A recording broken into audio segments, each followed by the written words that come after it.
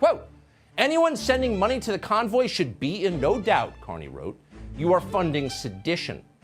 Foreign funders of an insurrection interfered in our domestic affairs from the start. Got that? It's not a protest. It's sedition. It's an insurrection. Clearly, Mark Carney's been watching a lot of CNN up there in Canada, and that's why he's concluded the truckers should be crushed by force. Quote, those who are still helping to extend this occupation must be identified and punished to the full force of the law. Just wait. You'll see. He'll be copying my next announcement. It will be, what, about 3 or 4 days? He'll be ripping off the announcement that I made today as he pretends to support the things that I stand for 30 days before an election. Where hard work gets you a great life in a beautiful home on a safe street protected by brave troops under a proud flag. Canada first. Let's bring it home. For generations, Canadians have built this country on the idea that if you work hard, you should be able to have a good home in a safe community.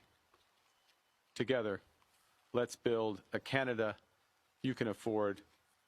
Let's build the strongest economy in the G7.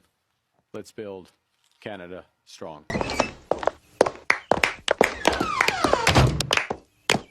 I'll keep it short and sweet. Family, religion, friendship. These are the 3 demons you must slay if you wish to succeed in business. When opportunity knocks, you don't want to be driving to the maternity hospital or sitting in some phony baloney church or synagogue. Questions? Data centers. The big tech companies in the States, they're actually building their own nuclear plants. They need so much electricity. We could have that here. Do you know that doing an artificial intelligence query on ChatGPT requires 10 times as much electricity as a Google search? Artificial intelligence. It's something we have in the government as well. Just a different type. Good morning, YouTube. How you doing? It's Canuck News, and today we're going to be looking over a couple of clips about Mark Carbon Tax Carney and his plagiarism. Now, we're going to get into a couple of things, but I hope your day is going wonderful. I had a couple of riffraffs over in my neighborhood, as you guys have probably seen on the news. I had my famous, wonderful house tree split right in front of my driveway, believe it or not. Alright, now let's get into the video of Mark Carbon Tax Carney and his plagiarism during his PhD university career. We've been heard a lot about Mark Carney as far as look at his book values, and see exactly what he believes that he wants to do with Canada. But in some of his plagiarism, he even says, I suspect few voters would care about any of this. Now let's read through the article that National Post has given to us. It says, embarrassing as it might be, this ought to roll off the back of a man with a CV like Carney's. Even if he were guilty of much more serious academic offenses, he either did a good job at the Bank of Canada and the Bank of England, or he didn't. And he'll either do a good job as Prime Minister of Canada for however long, or he won't. No one judges historical figures by their alma maters, and I suspect few voters would care about any of this. Oxford isn't going to take away his PhD, and it might not even matter much if it did. And to a degree, it really wouldn't matter, but to the character of Mark Carney, of how it looks, listen, I don't think Mark Carney gives a rat's about any Canadian. He is a businessman, a pragmatist is what he said. So he's practical with things. If it makes sense, numbers wise, he's gonna do it. And everybody knows in business, there is no friends. You do what's best for the business, not what's best for the people. You're trying to make the business. And be ready, Canadians, because if you're a liberal and you're voting liberal, just know he's going to do things that are best for the business of Canada, not best for the people of Canada. But let's move on to the next section of the article, what it says. And National Post continues by saying, so this was an opportunity for Mark Carney to show Canadians how he might respond to any semi-serious allegations that he considers spurious. And he went absolutely scorched earth. His breathless campaign missive follows. Dr. Margaret Mayer, Mark Carney's doctoral supervisor, is unequivocal There is no evidence of plagiarism in his PhD thesis. Despite this, the American-owned National Post ignored this evidence and ran with the story on analysis of a conservative donor and activist. And the conservative donor that I'm pretty sure they're talking about is a BC professor who did donate to the Conservative Party back in the early 2000s and also was a supporter at some point of the Conservative Party. But that does not take away his degree and his position of acknowledging plagiarism as that being one of his major skills and his job title as an electoral staff member in the university that deals with the English language and plagiarism. As we'll move on, we'll see that he talks about this a lot, how he basically is questioning the character of Mark Carney and plagiarism, and the fact that he is not sure to put a judgment on it, but the fact of the matter is there's all the characteristics of plagiarism in Mark Carney's statements. Let's get into some of them. So Jeffrey Seligate, a professor at the University of British Columbia, this is what he said about Mark Carney. He says, he just directly repeated without quotations, that's plagiarism, said Geoffrey Segment, a professor at the University of British Columbia who helps handle academic misconduct cases, told the National Post. Carney's campaign responded to the National Post with a statement from his former Oxford supervisor, Margaret Mayer, who dismissed the allegations, saying, I see no evidence of plagiarism in this thesis, she said, and continues to say Mark's work was thoroughly researched and approved by faculty committee.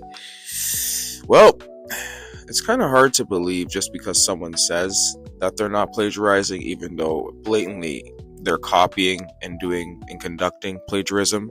Just because another person says that a committee looked it over does not make it true if the actual facts are in your face. And the university professor says one key example from the National Post report shows Carney closely copying a passage from an economic Michael E. Porter's 1990 book, The Competitive Advantage of Nations. On page 206 of his thesis, Carney wrote, first, government intervention can impede international competition and artificially support domestic profits.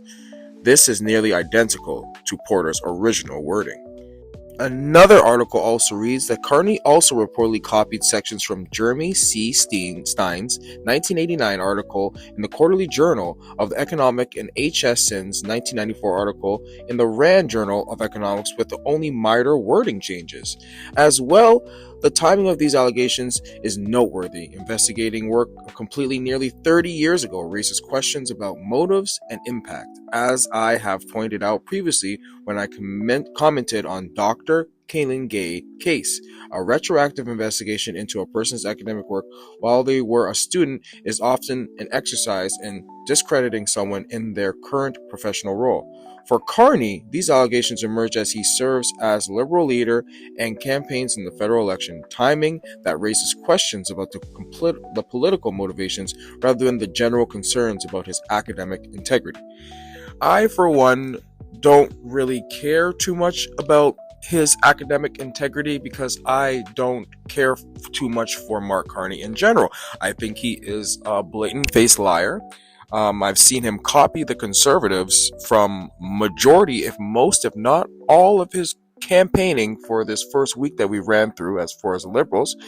And I am not convinced, nor will I be convinced, by a man who has literally taken his business out of Canada to America, who's done previous deals with Donald Trump's family in the past that has made them millions of dollars, not on behalf of Canadians, but on behalf of his business, as well as a man who will say anything and do anything to win. And like, as a Canadian, we ain't just gonna forget for the past 9 years that those liberals been literally destroying the economy, been literally fighting against us, been literally saying things that have been wrong towards Canadians. Like, I don't know if y'all agree with the truckers convoy, but I'm gonna leave this last clip today with something that we forgot, Mark Carney, and how involved he was when it came to the convoy and not only being Justin Trudeau's economic advisor, but as well as how strong of a Right, voice Justin Trudeau behind wasn't there to scenes he see it. was He ran during away in the terror. truckers' convoy. Kind of sad.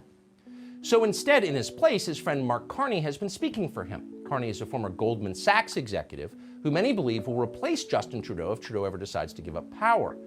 In a recent op-ed, Mark Carney vented his rage at the impudent truckers in Ottawa and anyone who sent them money on the internet. Quote, "Anyone sending money to the convoy should be in no doubt," Carney wrote.